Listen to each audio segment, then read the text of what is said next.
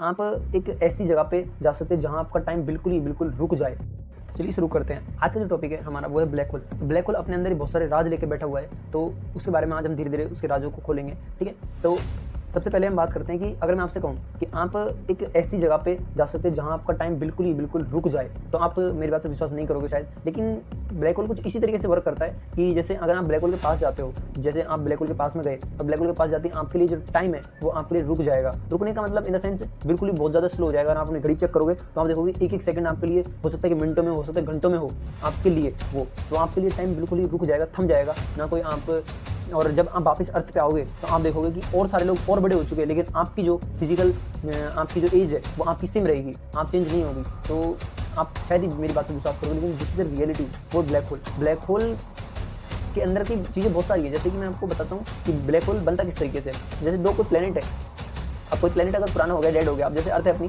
अर्थ भी अगर डेड हो जाती है तो डेड होने के बाद में क्या होता है कि जब उसको बहुत से बिलियन ईयर हो जाते हैं, बहुत समय बाद उसका क्या होता है, मास जो है अपने यानी कि मास जो है वो एक छोटे से एरिया के अंदर कंसंट्रेट हो जाता है, यानी कि छोटे से एक बॉल के अंदर या फिर कह सकते हो किसी एक शेप के अंदर कंसंट्रेट हो जाता है, जिससे कि जो उसके अंदर जो ग्रेविटेशनल फील्ड होती है वो बहुत ही ज़्यादा बढ़ जाती है। कहते हैं कि अगर ब्लैक होल से अगर कोई लाइट पास हो रही है तो उसकी ग्रेविटेशनल फील्ड इतनी स्ट्रांग होती है कि वो अपनी लाइट को भी अपनी तरफ खींच लेता है और कोई भी लाइट को अपने अंदर से बाहर वापस रिफ्लेक्ट नहीं करता है। तो इसलिए आपने देखा होगा कि ब्लैक होल कुछ इस तरीके का ब्लैक दिखाई देता है, जो कि आप देखोगे कि आपने इंटरस्टेलर, सबसे पहले हमको जो ब्लैक होल जो अपनी आंखों से हमें दिखाया गया था वो इंटरस्टेलर मूवी के अंदर दिखाया गया था, जो कि बड़ी अच्छी मूवी, मैं आपसे रिकमेंड करूँगा आपको जाके देखिए। तो जिसके अंदर आपको ब्लैक होल दिखाया गया था। मे भी ऐसा होता हो या ना ऐसा होता हो, क्योंकि प्रूफ तो हो चुका है कि ब्लैक होल होते हैं और फोटो भी ली गई है एक हमारे टेलीस्कोप के द्वारा, जो मैं आपको यहाँ पर अटैच कर दूंगा, देख सकते हो हम इस तरीके से।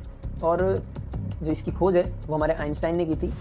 ऐसा नहीं इससे पहले कोई इसके बारे में जानता नहीं था, इसके बारे में लोगों ने कई थ्योरीज दे रखी थी, ब्लैक होल कुछ ऐसा होता हुआ ऐसा होता, लेकिन जो रियलिटी है, जो एक कॉन्सेप्चुअल चीज़ है जो साथ में बताई थी, वो हमारे अल्बर्ट आइंस्टाइन ने बताई थी अपनी जनरल रिलेटिविटी और थ्योरी के हिसाब से। कि अब मैं आपको कुछ एक चीज़ दिखाता हूँ, एक एनिमेशन दिखाता हूँ जिससे कि आप टाइम डायलेशन को अच्छे से समझ पाओगे, ठीक है? जैसे ये आपको देख रहा है। अब क्या होता है कि जैसे आपको स्पेस है, अपने चारों तरफ कोई स्पेस है, स्पेस के अंदर मैंने एक बॉल रखी जो अपना प्लेनेट हो गया। अब प्लेनेट क्या करेगा कि उसकी ग्रेविटेशनल फील्ड होगी कुछ, अब उसके ऊपर आप कोई भी चीज़, जैसे कि ये पेन है, पेन को आप उसमें डालोगे, कोई भी गोली जैसी चीज़ हो, कोई भी एस्ट्रोनॉट हो, कोई भी आदमी हो, कोई भी कुछ भी हो सकता है, वो क्या करेगा जैसे ही आप उसके अंदर डालोगे तो आपको चारों तरफ अपनी तरफ अट्रैक्ट करेगा। धीरे घूमते उसके केंद्र में, यानी कि उस अर्थ के पास में कोई भी प्लेनेट होगा जो बहुत पुराना हो चुका है, जो कि ब्लैक होल बन चुका है, वो उसके पास में जाएगा। अब दो तीन चीज़ें और हैं ब्लैक होल के बारे में, जैसे कि ब्लैक होल के अंदर अगर कोई चीज़ चली जाती है एक बार, तो नेक्स्ट तो इम्पॉसिबल है कि उसमें से कोई चीज़ बाहर आ सके, क्योंकि वो इतनी ज़्यादा तगड़ी ग्रेविटेशनल फील्ड होती है उसकी कि वो कोई लाइट जा रही होती है, लाइट को भी अपनी तरफ बेंड कर देता है और वापस रिफ्लेक्ट नहीं करता है। तो आप समझ सकते हो कितनी ज़्यादा पावरफुल होगी। कोई भी ऐसा रॉकेट, कोई भी ऐसी साइंस मुझे लगती नहीं है कि उसको कर पाएगी, लेकिन आने वाले टाइम में कुछ भी हो सकता है, नहीं कह सकते अपन।